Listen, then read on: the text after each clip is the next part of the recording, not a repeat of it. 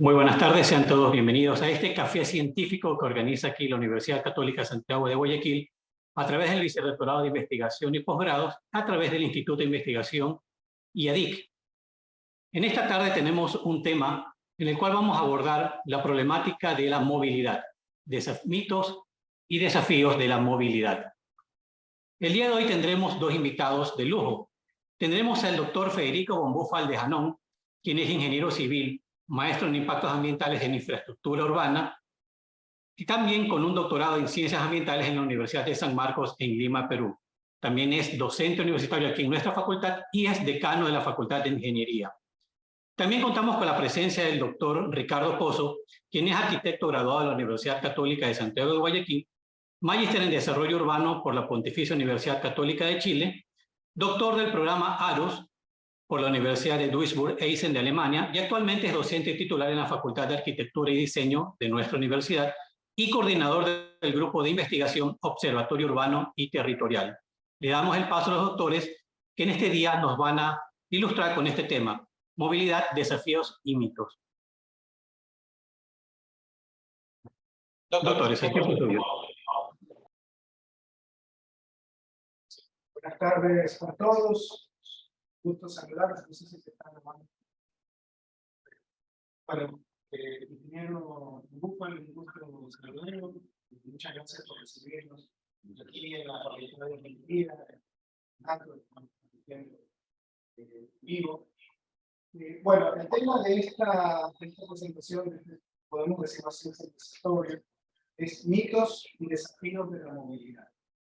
Se definió así justamente porque al estar abordado en diferentes disciplinas y desde diferentes enfoques, encontramos y coincidimos en que la planificación, el diseño urbano, de todo lo relacionado al tema de tránsito, movilidad, muchas veces en nuestro medio, en particular en el medio latinoamericano, tiende a formar mitos o ideas de lo que podría ser el proceso de transformación de una ciudad orientada hacia una mejor calidad de la movilidad o hacia una movilidad sostenible. Existe mucha bibliografía, existen diversos temas y sistemas sobre la movilidad en general, pero encontramos sumamente importante que desde la academia es necesario y urgente actualizar estos temas a lo que realmente era progresiva se puede realizar en nuestras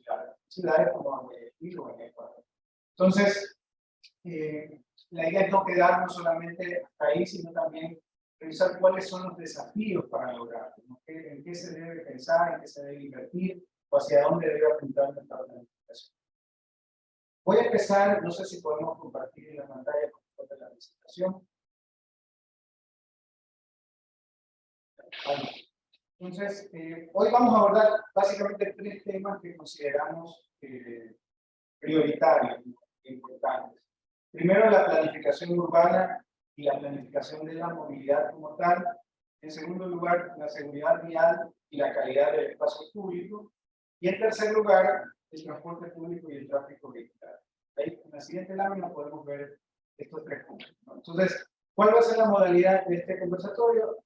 Yo voy a ir presentando cada uno de estos temas y vamos a abrir la discusión acá con el ingeniero Bombúfal para irlo abordando y discutiendo uno por uno. Entonces, empezamos. La siguiente, por favor. Estas son las frases que se repiten, no solamente desde la academia, sino también desde el ciudadano común, desde los técnicos y, por qué no, también desde todos los usuarios de diferentes medios de transporte que no del transporte público en sí. Cuando visitamos otra ciudad o vemos los avances tecnológicos que hay en cuanto al transporte público y diferentes tipos de sistemas para poder lograr una movilidad realmente sostenible y lo comparamos con lo que tenemos acá en nuestro Ecuador, en nuestras ciudades, es posible, se podrá en un día, realmente es factible. Seguiremos igual, puede haber cambios o empeorará la situación, ¿no? Ustedes saben que las ciudades crecen, aumenta la población, se complicará el tema de tráfico, especialmente con el estacionamiento vehicular. Por favor, adelante, la siguiente. Entonces, el primer tema, la planificación urbana, tanto de la movilidad peatonal como la vehicular, segura, eficiente y sostenible en las ciudades. Todos conocemos la pirámide invertida, sabemos lo que hoy en día se discute y se habla respecto a movilidad sostenible, prioridad para peatones, ciclistas, y en sí transporte, y posteriormente el transporte público multimodal, la logística y transporte de carga, y al último, obviamente, los vehículos particulares. Y esto me lleva a la primera pregunta para el ingeniero Cooper.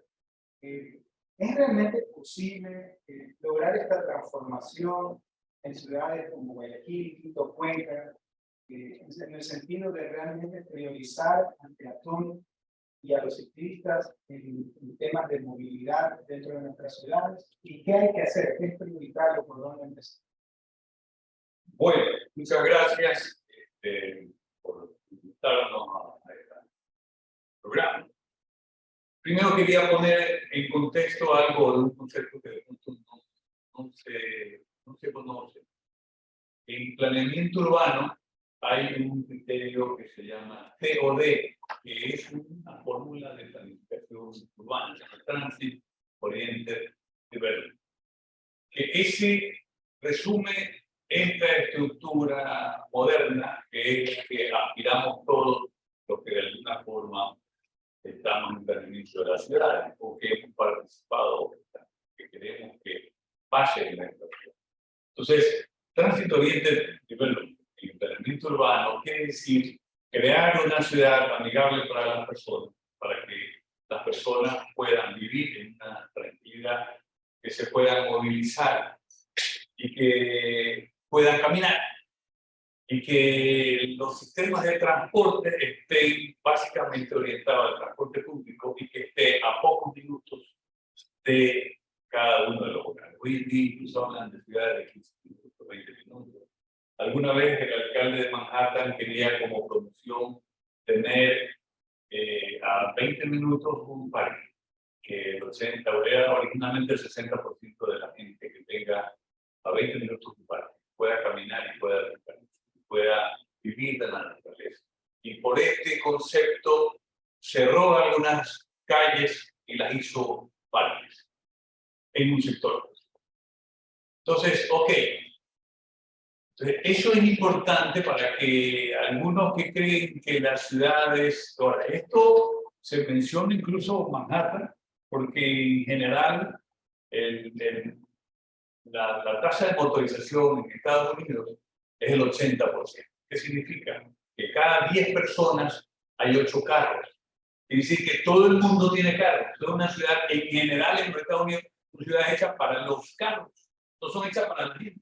Entonces, pensar en que una persona va a caminar en gran parte de la ciudad es difícil ver gente caminando y solo lo ve en las zonas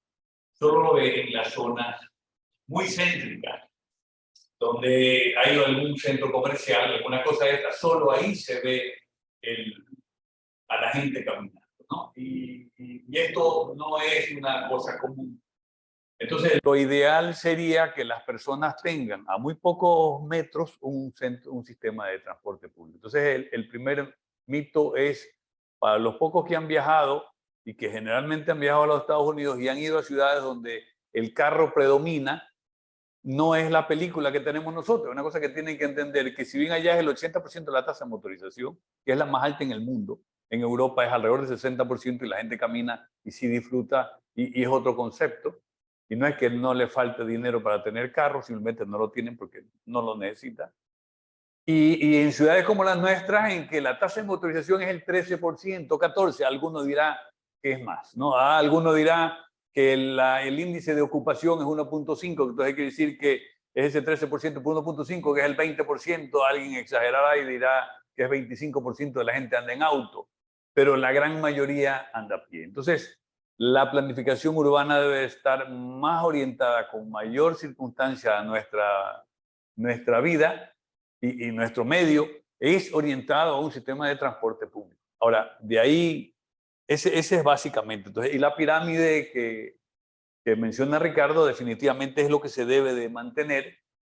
Debe de dársele más prioridad a la gente Ese es el punto uno, ¿no? Y de ahí a un transporte, bueno, esos son parte de los mitos que vamos a conversar. Y el tema final es que no solo es el auto, sino también la moto, que hoy en día cada vez crece, igual la tricimoto, a pesar de que en teoría cumple una función social y de transporte, pero sí. Entonces, y la otra cosa es que la gente a ratos no lo entiende. Incluso que el transporte pesado en las ciudades, que es el que abastece las ciudades, debe de tener una mayor jerarquía que el auto. Entonces, el auto es la última escala de valores, a pesar de que puede ser que el carro con el que maneja el señor valga mucho más que el bus que él quiere sacarlo, ¿no? Entonces, ese es un tema importante. Hay que darle aquí importancia a la gente. Hay un cálculo por ahí que se puede hacer, incluso hay temas del número de personas que se abastece. Son cálculos muy sencillos, ¿no? En un bus de la Metrovía, en un carril. Y aquí hay un tema importante, ¿no? En el tema del concepto, no quiero tomarme mucho tiempo. El concepto en una vía urbana, o para ponerlo en contexto completo, ¿no? En una autopista, en un carril, pueden rodar más o menos 2.000 vehículos por hora por carril, y en las autobahn en Alemania, donde estuvo Ricardo, puede llegar a 2.500 fácilmente porque no tienen límite de velocidad. Es el único país donde no hay límite de velocidad y se puede conseguir 2.500 vehículos por hora por carril. Pero en la medida en que se está obstaculizando o reduciendo la velocidad, va bajando el volumen. De tal forma que cuando uno tiene una vía o una avenida, asume que lo máximo que puede rodar es 2.000, 1.900, 1.800. Y si tiene semáforo, se baja a 900, 800 y hasta 400 en las zonas muy urbanas donde la velocidad lo reduce. Entonces, ahí hay un tema importante. Al reducir la velocidad, y las velocidades promedio, ustedes lo pueden chequear por Waze, la velocidad promedio en la ciudad es alrededor de 15, 20 kilómetros por hora y a veces menos. Entonces, ahí el ciclista en las zonas urbanas cumple una función semejante a la del auto, a pesar de que el ciclista ocupa, por decirlo, como mucho la cuarta parte de un auto. Entonces quiere decir que en el mismo espacio que va un auto pueden ir cuatro personas y un auto pasa 1.5. Regresando al ejercicio, entonces en una vía urbana, por carril no ruedan más de 400 vehículos por hora por carril. Y en ese 400 que se utiliza de promedio 1.5 personas, quiere decir que en un carril de la ciudad, donde está el sistema de transporte público, hay 600 personas por carril. Y en un carril de la Metrovía, que el bus de la Metrovía, para hacer números redondos, si quiere, son 160 personas por bus, pero si quiere, auméntenlo a 200 y después hacemos el cálculo. Y resulta que si pasan cada minuto, entonces son 200 por 60, son 12.000, y si no son 60, son más o menos 9.000. ¿Qué quiere decir? Que en un momento dado, póngale en el menor de los casos 6.000. En un bus de la Metrovía, si pasara cada minuto y medio, van a pasar 6.000 personas. Y en un carril donde pasan las personas, digamos en la calle Boyacá, en el centro de la ciudad, Aguirre, qué sé yo, que cruza con la Boyacá, pasan 10 veces más personas en un carril de la Metrovía que en un bus, en una línea convencional. Entonces, ¿quién es el que produce el obstáculo? Es el auto.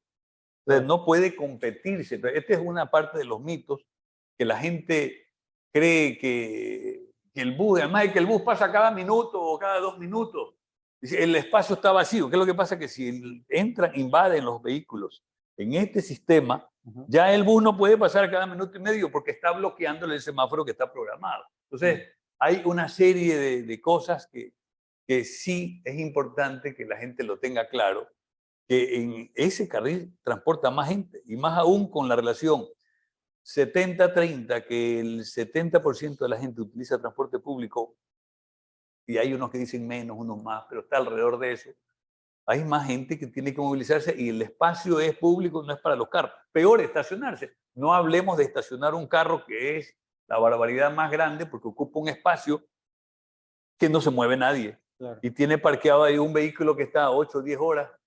Y bueno, ahí hay otros mitos también. Pero bueno, por lo menos hablar del tema de la ocupación de los carriles. Sí, ese es importante, que se rompa ese concepto de que el carril de la Metrovía está subutilizado o mal utilizado y se podría utilizar en carros. Y no, en los carros lo que máximo pueden transportar en una vía urbana con semáforo es 600 personas. Y un bus de la Metrovía con un recorrido de 1,5 minutos son 6.000, es 10 veces más personas. Entonces tienen que rendirle un culto. Vea, en los Estados Unidos, para la audiencia de que hay mucha gente que cree que esa es la máxima expresión de la planificación, en en highways, ahí tiene un carril que se llama HOV, High Occupancy Vehicle, y se permite utilizar los carros cuando hay 2 personas. Cuando, eso en la zona oeste creo que son 3 personas. Pero en la zona este son 2 personas. Es decir, es tan poco la utilización de los carriles normales de personas por vehículo que cuando hay una sola persona lo obliga a usar una competencia. Y el carril para 2 personas está vacío. Entonces hay incluso gente que en algunos lugares recogen pasajeros para que vayan 2 y que puedan llegar más rápido. Es decir, en Estados Unidos le dan importancia al número de personas, tanto es así que cuando solo hay 2, le hacen un carril exclusivo. Acá en Guayaquil hay un carril para 10 veces más personas que sobre todo en el centro. Alguien me dirá, es que cuando va en las avenidas no es 10 veces porque ahí hay 1.000 vehículos por hora. Sí, es menos. Claro. Pero en los Estados Unidos solo con la diferencia de 2 a 1, le hacen un carril exclusivo. Entonces, ese es un tema de uno de los mitos importantes. Ahora, sumando a eso, el hecho de que, si no me equivoco, el 70%, se calcula que el 70% de la población, en el caso de Guayaquil, y creo que es muy similar en Quito, se traslada en transporte público, ¿no? Sí, entonces tenemos ese 25% que obviamente obviando un 5% tal vez de transporte de carga o de otros sistemas, ese 25% de usuarios o población que se moviliza en su auto propio, ¿no? Y que está generando el congestionamiento vehicular realmente. Sí, a ver, son 2 cosas importantes. La primera es que al hablar del 70 y 25 o 20%, estamos descontando la gente que va caminando. Okay. Porque si hacemos el diagrama de la movilidad general, hay un porcentaje significativo de la gente que van caminando. ¿Por qué? Porque así vaya en auto particular, no siempre llegue en el auto a la oficina que él quiere, porque no todos los edificios tienen estacionamiento. Claro. Y tiene que ir caminando un tramo. Y en el caso del transporte público también. Entonces, en el caso del transporte público, según los datos estadísticos anteriores de la Metrovía, la gente caminaba de promedio 3 cuadras. Entonces, pero al hacer esta relación de la gente, y estamos hablando de las personas que ocupan vehículos, no que lo manejan. ¿Por qué? Porque ahí está tasa de ocupación 1.5. Entonces, sí, eso es más o menos, pero no puede ser la lógica que los que son la minoría tengan derecho a más y ocupan más carriles. Y ahí viene otra pregunta, ¿no? Yo poniéndome un poco en plan de planificador urbano y diseñador urbano, ¿no? ¿Cómo logramos que las familias que actualmente utilizan el auto para transportarse dejen su auto en casa y usen el transporte público? Uno encuentra en las respuestas, obviamente de la parte de los estudios que se realizan y en las estrategias o ideas que se incorporan, es en mejorar obviamente la calidad del transporte público. Sí. Pero ahí viene la pregunta. Aparte de eso, está el clima, está la inseguridad, está la seguridad vial, o sea, los peligros en la misma vía. ¿Cómo hacemos ese cambio progresivo en lograr de que nuestros ciudadanos, nosotros, dejemos nuestro auto y empecemos a utilizar otros medios de transporte? Por ejemplo, ¿por qué no el transporte multimodal, no? Andar en bicicleta hasta una estación cercana, subirse con la bicicleta, coger una metrovía, llegar al centro, parquear la bicicleta y caminar al trabajo. Ok. Bueno, eso es decir, eso es parte de un mito de que uno quiera o que quiera pasarlo del uno al otro, ¿no? Y en este modelo de diseño, Teo, de Transit Oriented Development, ¿qué es lo que busca como principal concepto? Es la densificación. Por ahí he visto algún programa en el que la universidad mismo ha participado para asesorar sobre el tema de la calle Panamá y esto de hacer calles peatonalizadas. La peatonalización de las calles. Es excelente, es muy bueno. Pero si no hay el tema de la densificación, de que la gente viva Exacto. en el sector, eso sí es un mito, pero es una fantasía. Eso es como pretender, es decir, alguien que pueda de algún momento en planificación creer que la calle Panamá, para que sea un símil a nosotros, se convierte en un centro comercial. Claro. Porque la gente dirá, no, pues si ya no hay, antes es que la gente caminaba y había centros en Guayaquil, que todo el mundo iba al centro y era muy poblado. Porque el único centro comercial que había en Guayaquil era el centro de la ciudad y llegaba hasta la bahía. Ahora hay centros comerciales en un montón de lugares, que ha sido una transformación que ha descentralizado esto, que a rato es bueno, pero tiene su ventaja y su desventaja. Entonces, cuando se quiere rescatar el centro, lo primero que se tiene que hacer y que debió haberse hecho, o que de dónde debería venir en la planificación, es, Plan maestro. en el plan maestro debería venir reingresar a la gente de las casas que abandonaron, darle seguridad y que la gente del cerro no tenga influencia para hacer daño en un momento dado, para asaltar, darle seguridad y incorporarlo. Y no solo poner 2 o 3 locales, porque las calles, de las peatonalizadas, las de buenos ejemplos están repletos de locales comerciales, de restaurantes, de esto y lo otro, y tienen una vida activa hasta las 11, 12 de la noche. Claro. Pero después, o sea, después, el problema es No. que a partir cierran los locales comerciales y queda abandonado. No, eso no se puede. Entonces, ahora, sé que en Brasil, en algún lugar en Sao Paulo, pasó esto, ¿no? Que se construyó una calle comercial, pero a las 6 de la tarde era un peligro, o a las 7 de la noche ya era un peligro, entonces la cerraron. Entonces ya no cumple su función. Uno va a Europa y no existe ciudad, incluso hay ciertas ciudades en América también, donde son comerciales, corredores comerciales, donde los respetan. En Buenos Aires, incluso Lima, en algunos lugares, ¿no? Entonces, lo importante es que la gente viva y que se haga propio.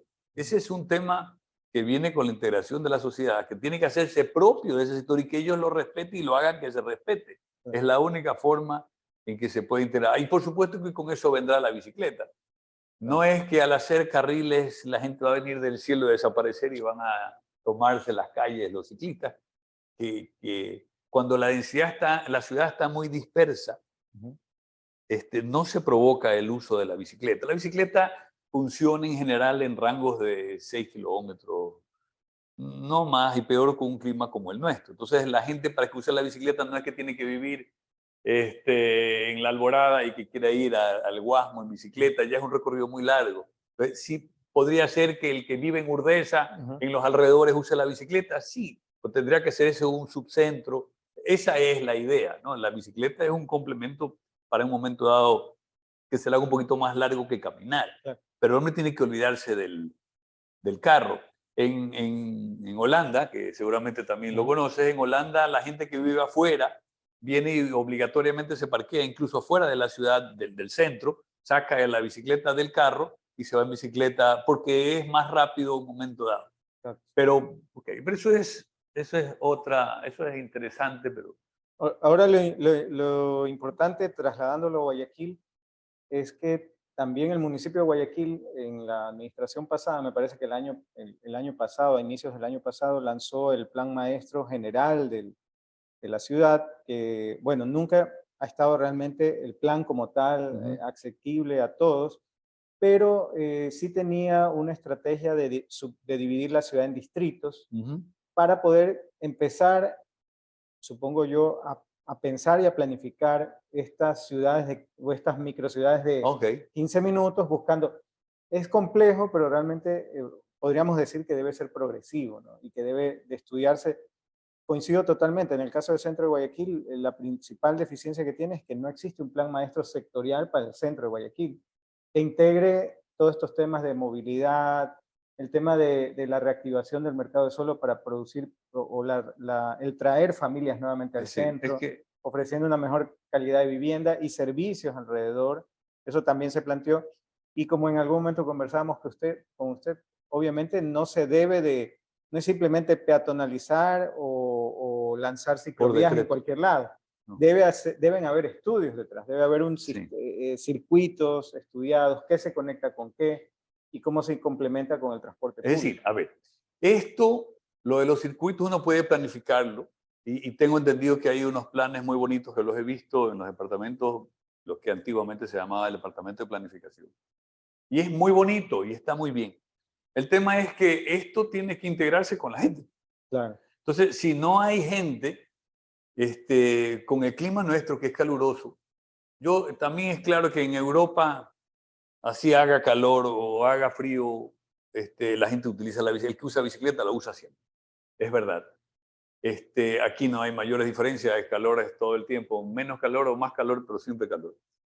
Pero si la gente viviera cerca y si estuvieran integrados en las zonas donde se pretende peatonalizar o integrarlo con rutas de bicicleta, se lo puede hacer, pero las rutas de bicicleta tampoco son muy largas. No Claro. pueden ser recorridos, digamos que el que viva en Los Ceibos, que ya hay kilómetro 6, el 6 al puente, al puente, bueno, es un poquito más al 6, 7 kilómetros, ya son 7 kilómetros.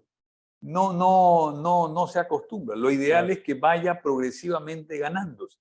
Ujú. Y bueno, y ahora hoy en día vivimos problemas de la seguridad que lo hace más complicado, ¿no? Pero debe de integrarse. Yo diría que lo primero que se debe de hacer son sectores, por decir algo, coger un sector, la Alborada, darle la jerarquía de tal forma que la gente le integre un poco más a su sector, le obliga de alguna forma, le da las facilidades para que la gente haga recorridos relativamente cortos de bicicleta para que haya una armonía. De ahí Urdesa, qué sé yo, de pronto en alguna parte en el centro o el sur, hacer como una especie de áreas donde se le dé todas las facilidades y las bondades para que la persona no tenga que moverse. Y si lo va a usar la bicicleta va a ser como un recurso de mayor rapidez y no usar el carro, es decir, quitarle. En Europa, el uso del carro se dieron por dos circunstancias. El uso el abandono del carro fue principalmente por los años 70, cuando hubo escasez de petróleo y los costos eran muy altos y la gente comenzó a usar bicicleta y de ahí nadie los bajó de la bicicleta. Pero las ciudades en Europa ya eran con una densidad suficiente y las casas en Europa no tenían espacio para parqueo. Entonces la gente parqueaba afuera, entonces buscaba, si es que tenía un carro, buscaba el carro más pequeño. Claro. Y que incluso hoy en día los carros no los parquean en línea, sino transversal, que son unos carritos que no tienen más de 2 metros de ancho, de largo, ¿no? Entonces, y de ahí las motocicletas. Y por supuesto que la bicicleta también. Entonces, Las mofas. sí, Moto. la moto, sí, la moto pequeña, tipo Vespa también. Ujú. Entonces, las ciudades están muy densas. La otra cosa es que la gente en Europa no tiene casas muy grandes. Es decir, es un entorno, bueno, tú Diferente. lo has vivido allá y la gente, la sala de la gente es una sala muy pequeña. Ujú. Entonces, la sala de ellos son los parques o la barra. Exacto. Entonces, ellos salen de su casa, casi solo para dormir principalmente, y de ahí salen a vivir en una sociedad con el mundo. Entonces, lo hace agradable, él respeta porque su jardín o el parterre que está al frente o el área que está al frente, que es pública, Ujú. es su área, es su entorno y lo respeta. Entonces, acá hay que comprometer a la gente con su entorno y no encerrarse la puerta para adentro. Entonces, ese es un tema que yo diría que no es tan fácil. La siguiente lámina Ujú. corresponde al segundo punto, que básicamente hemos también hablado, hemos abordado este Claro, tema respecto a la movilidad peatonal, cómo crear aceras amplias, seguras, cruces seguros y la promoción del uso de la bicicleta. Lo estábamos tratando en este momento. En la planificación urbana y en el diseño urbano, más que nada, entendemos a la calle como un espacio público. es ¿no? un espacio Es público. un espacio público. Ujú. Pero con todas las características, y obviamente pensamos en su diseño, con todas las características, no solo de la seguridad vial y la accesibilidad universal, superficies podotáctiles, señalética, Ujú. semáforos peatonales, etcétera, etcétera, sino también intervenirlos físicamente como espacio público para que formen parte de la imagen urbana, podríamos Así decirlo, de es. barrios, de comunidades. Incluso hay propuestas de intervención de aceras en las cuales se incluyen juegos infantiles, se raya el piso para que el Ujú. niño mientras va caminando va jugando al avioncito. Sí, así es. Entonces, eso es uno de los temas que hoy en día, por ejemplo, se está abordando desde nuestra disciplina por medio de intervenciones temporales o muchas veces perennes, de manera participativa, es decir, se incluye a la gente en urbanismo táctico, placemaking, que también son varias. Tenemos muchos chicos, muchos jóvenes, adultos y adultos mayores promocionando el activismo de una mejor movilidad urbana, de un placemaking, de mejorar la calidad del espacio público.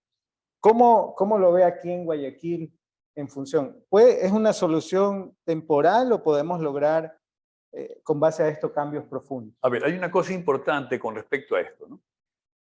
Hay un concepto, el concepto de, que no es una mentira, también es un dato estadístico real, o cualquiera hace el ejercicio. ¿Cuánto tiempo, el que tiene auto, cuánto tiempo usa el auto?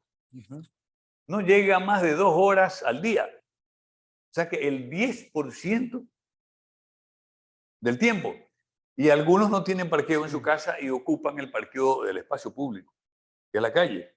Y si van al trabajo y es en el centro de la ciudad, ocupan un espacio público. Entonces, ocupan un área que no le corresponde al señor, que pronto no paga tantos impuestos por ocupar tanto espacio público.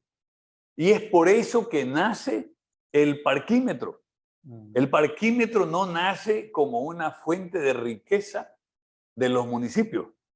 Un poco, ¿cuál es la idea? ¿Cómo hacemos la filosofía esta de aprovechar el espacio público o darle la opción para que más personas lo usen? Es de ponerle una especie de multa al que se queda mucho tiempo en un espacio público y ocupa un área que podría ser un área verde o podría ser un área para caminar o para que los niños de pronto, efectivamente, como dices, poner un área donde el niño puede por lo menos disfrutar o poner árboles. Entonces, ¿cuál es la idea del parquímetro? Es desestimular al hombre que anda en carro que tenga mucho tiempo el vehículo parqueado. Entonces, ¿pero cuál es la filosofía? Que quitarle esa bondad. Entonces, la idea es que en las ciudades, ahora no es una idea, no estoy descubriendo nada. Váyanse a cualquier ciudad de Europa o a ciertas ciudades de Europa, váyanse a Boston. Boston ya no se puede parquear en cualquier lugar porque efectivamente el carro es para pasar y para circular y para dejar a una persona, y si quiere parquear, voy y busque y parquee un lugar más lejano.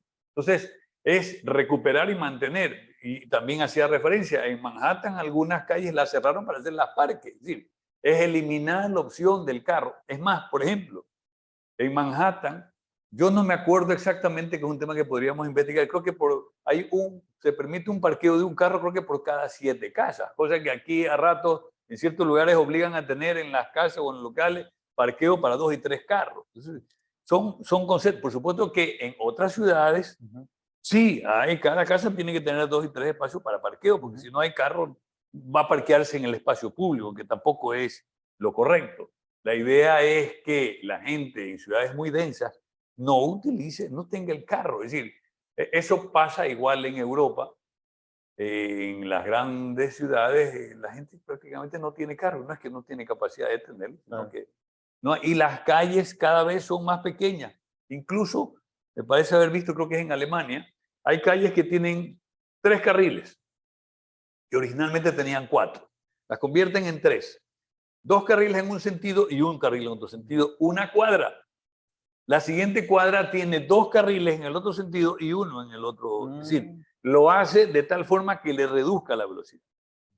Entonces, hay un montón de, como esas que aparecen en la foto, la reducción del espacio para quitarle importancia al carro, incluso al reducirle el número de carriles, reduce la velocidad, que ese es un tema importante, que hay accidentes. Y, bueno, ahí habría que sacar los videos donde demuestra que con velocidades de más de 30 kilómetros por hora las probabilidades de muerte son mayores, ¿no? Y a 70 kilómetros por hora un choque de un peatón es una probabilidad de muerte casi 100%.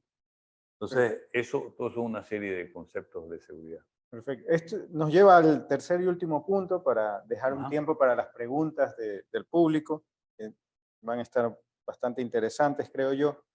Recordemos que el tema de la movilidad es gigante, ¿no? Y sabemos que se puede abordar se aborda desde el diseño urbano, la planificación urbana, la ingeniería de tráfico. Pero conocemos, y ustedes lo pueden ver en imágenes, que en el Ecuador, en estas últimas 2 décadas, podríamos decir, en las principales ciudades del país y en general en todas las ciudades se está pensando en mejorar los sistemas de transporte público. En Ecuador, en el caso de Guayaquil, se ha invertido en un sistema, en el sistema Metrovía, en el sistema BRT, Aerovía. En el caso de Quito, el metro de Quito, que es el primer metro de nuestro país, y a pesar de que en Latinoamérica ya hay ciudades como Buenos Aires, México, Ciudad de México, Caracas, que tienen metro desde hace varias décadas, nosotros por primera vez vamos a tener una ciudad con metro y es una sola línea, ¿no? De 16 o 15 estaciones. Ya estamos verdes, se puede decir todavía en eso. Y en el caso de Cuenca, el tranvía. Sí, el tranvía. ¿Cómo, en cuanto a el tráfico en sí, lo que se denomina el congestionamiento vehicular, que es uno de los principales problemas, de acuerdo, por ejemplo, a la última encuesta Guayaquil Cómo Vamos, en las últimas 2 o 3 que se han realizado, los principales problemas que el ciudadano percibe en su ciudad es la inseguridad y el congestionamiento vehicular. Son los que vive a diario, ¿no? Entonces, conocemos que hay soluciones tecnológicas, hay la inversión por parte de los municipios de nuevos sistemas de transporte público, parquímetros, e incluso vemos aquí una foto del lado derecho, un sistema de parqueos en forma de archivo en Alemania. La tecnología y estos sistemas de transporte público están orientados a mejorar la calidad de la movilidad en nuestras ciudades, ¿no? ¿Cómo logramos o cuál es el camino? ¿Vamos bien? ¿Realmente se está invirtiendo en estos procesos de transformación? ¿Por qué toma tanto tiempo? Y lo que muchos nos preguntamos, ¿no? Ciudad de México, digamos, si 18 millones de habitantes, No, más de 20 millones de habitantes en el Distrito Federal, tiene todos los sistemas de transporte, tiene metro, tiene BRT, tiene buses convencionales, tiene ciclovías, tiene 2 sistemas de bicicleta pública, y aún tiene el segundo piso, ¿no? Tiene 2 pisos para de congestionamiento. Transporte vehicular, y aún así está colapsado. Nosotros en Guayaquil, 3 millones de habitantes, digámoslo, el Gran Guayaquil, Durán y San Borondón, Quito también 2.8, 3 millones de habitantes, el distrito metropolitano. Todavía estamos por, digamos así, albergar mucha más población. ¿Cómo vamos? ¿Cómo estamos bien? ¿Cuál es su opinión respecto a esto? Bueno, a ver, con respecto a los sistemas de transporte masivos, ¿no? Definitivamente con el ejercicio que hicimos hace un rato se demuestra que en el espacio de un carril se puede, en la zona más complicada, más conflictiva como es en la zona céntrica, el sistema de transporte masivo es una solución 10 veces mejor que la de la otra.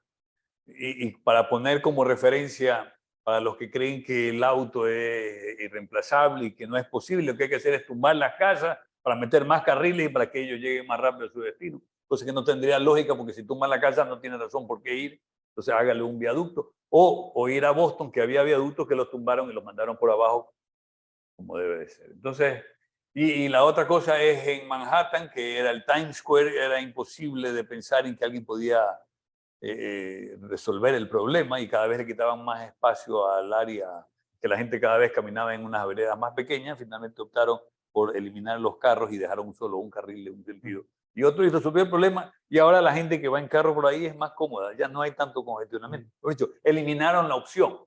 Entonces, al que hay que ir es aislando al auto, porque el auto no puede andar. Incluso les prohibieron el giro a la derecha, le hicieron unos macro bloques. Hay una serie de soluciones que se hicieron de no darle facilidades al auto. Entonces, ¿qué es lo que hace la persona que inteligentemente quiere disfrutar de Manhattan en un momento dado? Es olvidarse de ir en carro.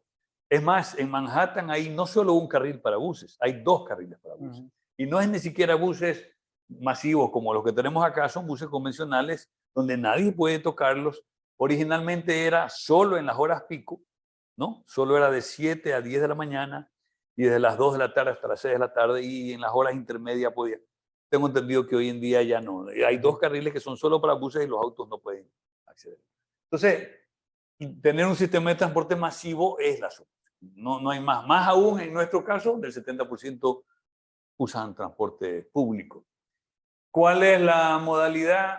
Bueno, lo que la ciudad y la gente pueda pagar. Eso no es un dicho que lo ha dicho los alcaldes, sino es un dicho que está expresado hace muchos años. ¿Qué va a pasar con los otros sistemas de transporte? Que hoy en día no paga, el municipio no paga por ese sistema y tienen que reducirlo, y yo no sé si a esos municipios les sobra el dinero como para pagar un sistema más costoso. Ah, que son bonitos, sí, cada uno es más bonito que el otro. Entonces, lo ideal sería que una ciudad no se vuelva loca adquiriendo un artículo de lujo, porque la otra cosa que podría hacer para compararlo con esto, es decir, de aquí en adelante esas ciudades no deben de tener taxis Kia, como estamos igual que Europa, todos tienen que tener taxis Mercedes o Rolls Royce, porque en Europa, en Londres es Rolls Royce y en toda Europa es Mercedes. Entonces los taxis deberían de ser también Mercedes. ¿Y quién lo tiene que pagar? El municipio, porque el municipio también quiere una categoría de número 1 y me parece bien. Entonces, en una de estas ciudades tiene que tener Mercedes de taxi. No sé si sea necesario, pero no creo que sea necesario, pero es que queremos tener un cachí. ¿Por qué lo hacen en Europa? ¿Por qué lo hacen en Europa? Es muy sencillo. ¿Por qué? Porque el que construye la máquina son ellos. Claro, Los que hacen la económico. tecnología son ellos. Entonces, toda la inversión que hacen, hacerle más huecos a una ciudad, no solo no solo para trenes, sino para las vías, porque los autos en las ciudades más importantes pasan por abajo, por arriba no pasan, porque se tiene que admirar y por las arriba pasan la gente. Por abajo pasan los túneles para las personas, donde se murió Lady Di. Entonces, hacen túneles. Ahora, ¿quién es el que construye el túnel? Ellos, con sus máquinas, con su tecnología. Ellos están invirtiendo en su propio desarrollo y cada centavo que invierten en alguna infraestructura es de ellos. Nosotros no, nosotros compramos, y el tren que lo pone es también de ellos. Exacto. La tecnología, incluso la... No, todo está evolucionando un franco desarrollo. Entonces, estamos de acuerdo, se justifica. ¿Por qué? Porque es alguna forma de hacer una inversión en beneficio de sectores que de pronto están allá. La obra pública, como no hay mayor crecimiento poblacional, no hay mucho desarrollo en obra pública porque está prácticamente hecha en su gran mayoría las cosas. ¿No? Construir más casas no, porque cada vez hay menos población. ¿Para qué va a construir más casas si hay menos población? Entonces, pero tiene que hacer obra pública, sí. Entonces, a ellos mismos le hacen 3 y 4 huecos si es necesario. Entonces, y póngale, desarrolla su industria. Nosotros acá compramos todo. Entonces, para pueblos donde no tienen dinero suficiente para resolver una serie de problemas básicos, y nos damos ciertos lujos, bueno, pues, no sé, lo darán, cómo nos calificarán los demás, pero lo importante es que eso se tiene que pagar. Y para pagarse, tiene que dejar de hacerse algo o cobrar más en unas situaciones de... Y por último, hay algún sistema, hay un método que, por copiar como pasa en Europa, no le han puesto estaciones. Entonces la gente en Europa, si uno entra a un sistema de transporte y no paga, no paga la tarifa, ¿cuánto es la multa? 35 euros. Entonces, si una persona que no paga no le puede cobrar ni $5 porque eso es lo que él recibe de pronto a la semana. Claro. Entonces, tiene que hacerle caseta. Entonces, ¿qué es lo que pasa? Que el nivel de evasión debe de ser alto o va a ser alto porque no hay ningún control. Entonces, si uno se mete en algo, tiene que hacerlo completo. Y entonces, ¿cuál es el problema? Que los municipios en un momento dado quedan desangrándose. Es una muy bonita. Los sistemas estos son muy bonitos y uno se siente, cuando ve eso, se siente en Europa o en otros países, pero tiene que pagarlo. Entonces, uno tiene que tener un sistema en el que lo pueda pagar.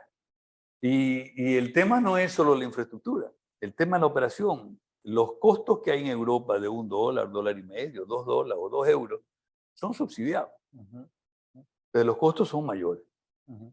Entonces, y aquí tenemos unas tarifas que son 20, 30 centavos y todavía que se mantienen con 25. Y en teoría pagar 40. Y con las economías nuestras, decirle a una persona que va a pagar 60, 70 centavos con un ingreso per cápita de 400, si solo con la metrovía con 30 centavos significaba algo del 10% del ingreso familiar. Con $400 era cerca del 10% de ingreso familiar. Ujú. Hay barbaridades como el caso de Brasil y Chile y algo en Perú, que la tarifa en Brasil era $1.20, $1.30, la tarifa de un sistema, porque obligaron a hacerlo integrado con las regiones de los costados. Entonces, el ingreso, el costo de la tarifa de una familia común, padre, madre y 2 hijos, se utiliza un sistema de transporte público, y si el hombre tiene un sueldo básico, que a veces no lo tiene, le significaba arriba del 30% del ingreso si una sola persona trabajaba en una familia. Entonces, uno tiene que ver las tarifas, no, por supuesto que el nivel de evasión en Brasil y en Chile, que en Chile era $1, ahora último, después de esta COVID, no los tengo ajustados, pero las evasiones son 20-30% y a veces mayores. ¿Por qué? Porque la gente no tiene capacidad de pago, igual en Colombia, que tiene 70 centavos. El porcentaje de evasión es alrededor del 30, un poquito menos en Colombia, un poquito más en Chile y más en Brasil, porque las tarifas no las pueden pagar.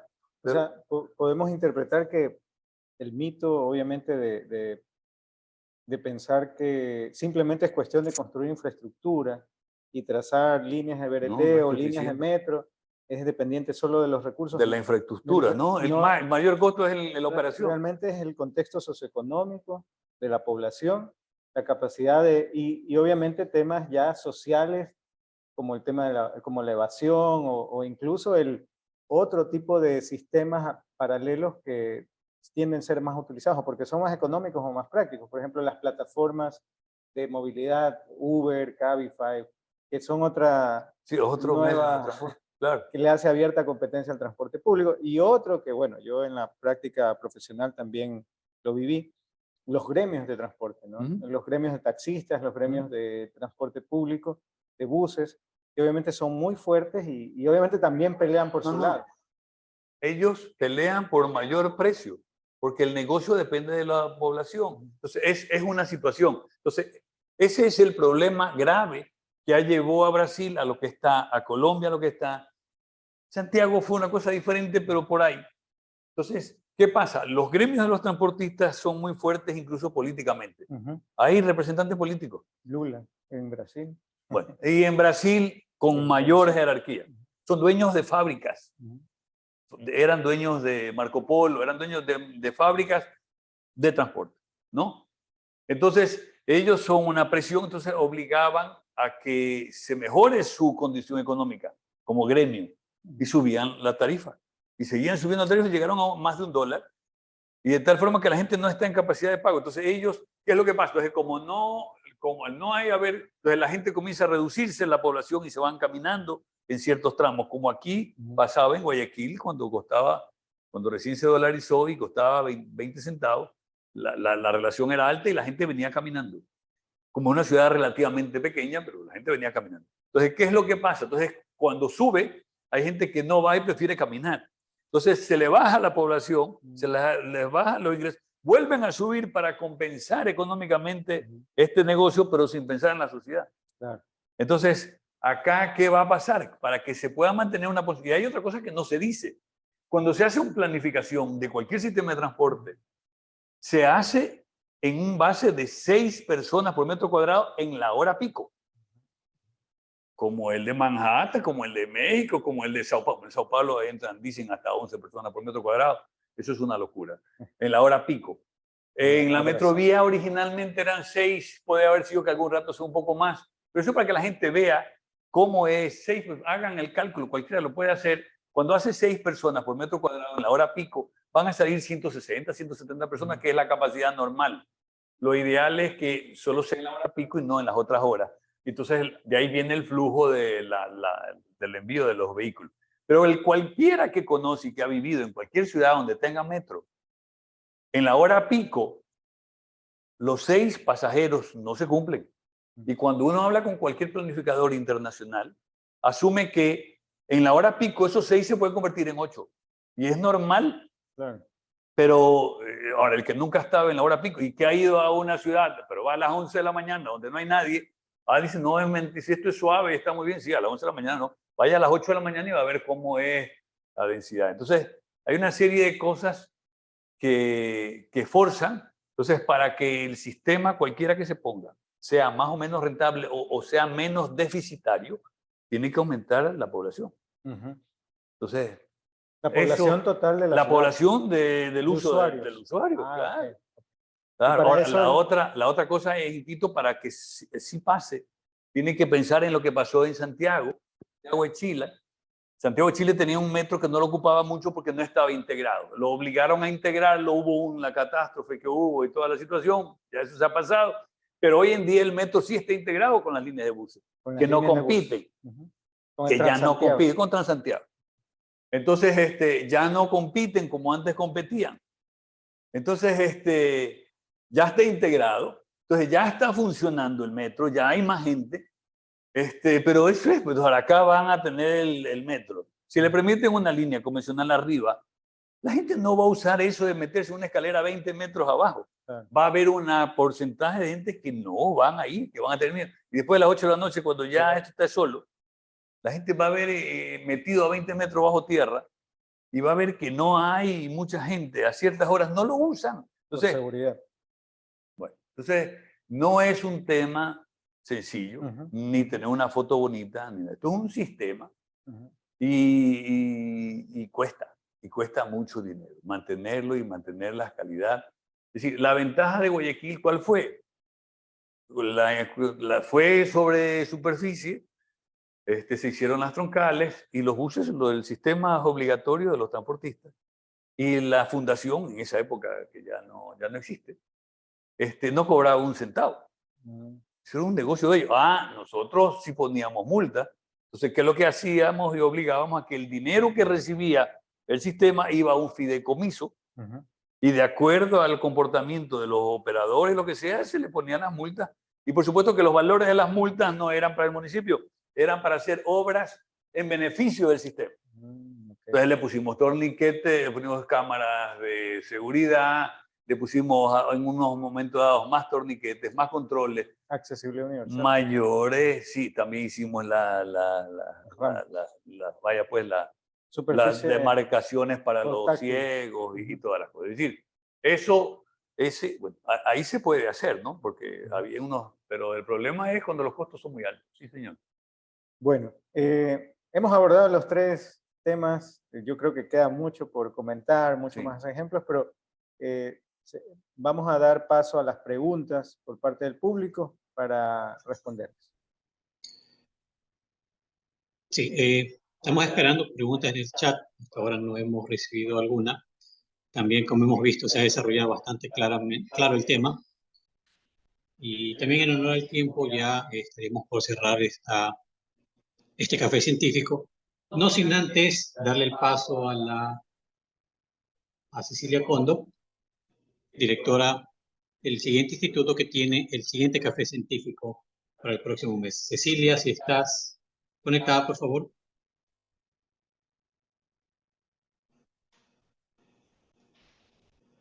Ni un cafecito, ¿verdad?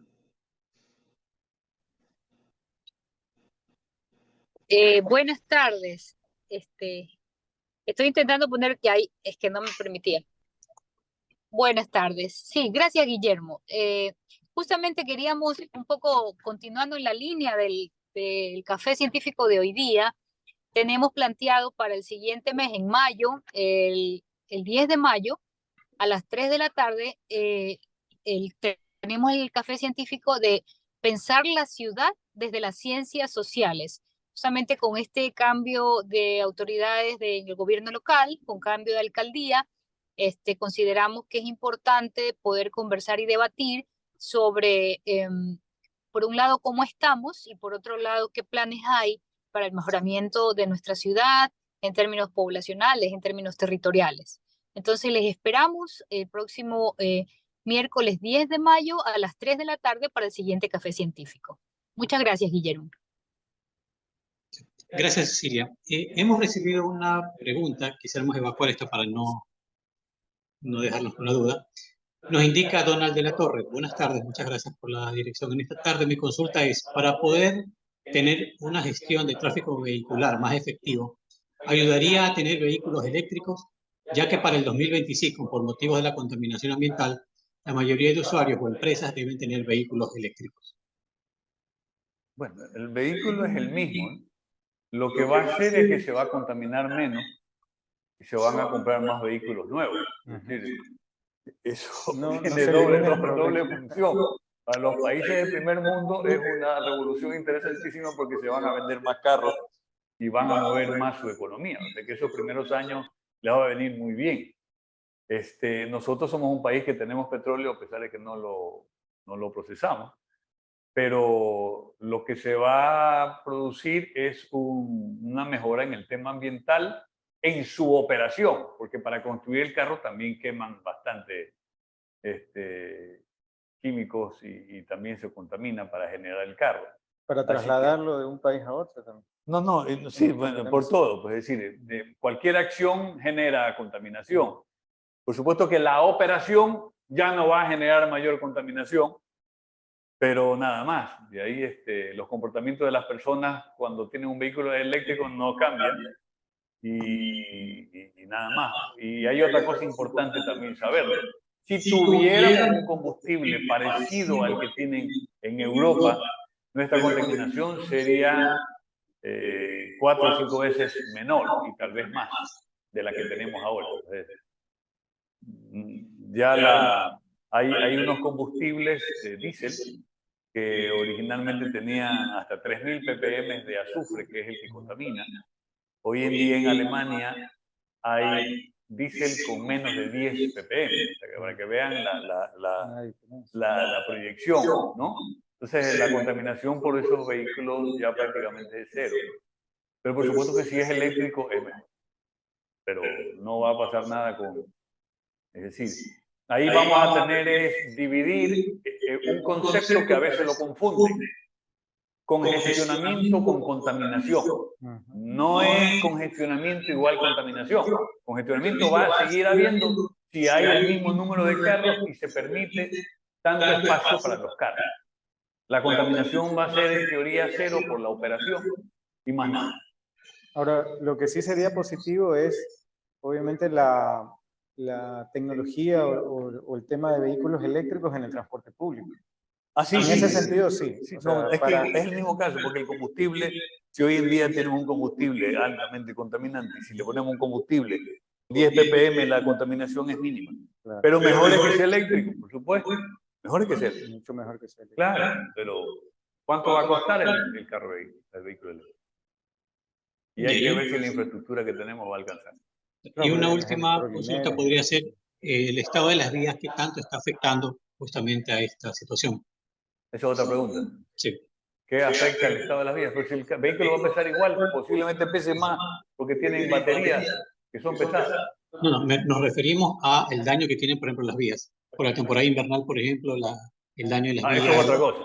No tiene nada que ver con vehículo eléctrico. No. O sea, no. A ver, en el daño de las vías se dañan los vehículos, ¿no? Es decir, si las vías están dañadas, se daña el vehículo. En el tema de capacidad de vía, si una vía, una carretera, tiene baches y la velocidad permite o obliga a reducir la velocidad, reduce la capacidad. O es muy sencillo, cuando uno va en una avenida y ve que tiene un bache y el fulano no quiere tirar a matar el carro, se cambia de carril. Entonces los carriles se van reduciendo. Entonces la capacidad de la vía se reduce, se aumenta en contaminación, y hay una serie de problemas. Finalmente, si alguien hace un número costo-beneficio, sale 10 veces más barato tapar el hueco o los huecos que el congestionamiento y el tiempo de pérdida que se genera en los usuarios. Es un costo que fácilmente se puede cubrir o justificar. Así es. Listo. Bueno, agradecemos entonces la participación de los doctores Federico Bonbúfali, Ricardo Pozo, que nos han ilustrado en esta tarde con este tema muy importante sobre la movilidad. Y ya los esperamos también para el siguiente Café Científico en el mes de mayo. Que tengan una muy buena tarde.